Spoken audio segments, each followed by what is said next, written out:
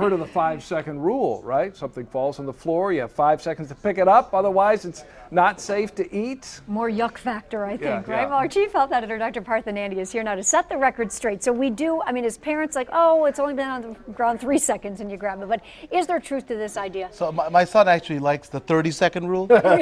He could keep it in there forever. But really, when it comes down to current research say that it's not how long the food's on the floor, but whether or not there's bacteria on the spot where the food hits where it lands. So with certain types of bacteria, like E. coli, it only takes a small amount to make you sick. So, and it can cause death in people with immunocompromised systems. So people whose immune systems are really low, you have to really watch out in those folks. Well, most of us have to admit at one time or another we dropped something and quickly picked Rub it up. it off, I mean, maybe. sometimes Especially if it's really good. yeah, Right, if exactly. it's a piece of fruit or something, maybe you can run it underwater if you take that step. right, but right. point is, or the question is, I guess, does it matter which surface it falls on? I mean, And it seems to with this research, so the kind of surface that you drop it on does make a difference. With carpets doing better than wood or tile. So when the researchers treated carpet with salmonella and dropped on food on it, less than 1% of bacteria was transferred. However, when they did the same with tile or wood, 48 to 70% of the bacteria actually got picked up by the wood. So a big difference, you know, depending on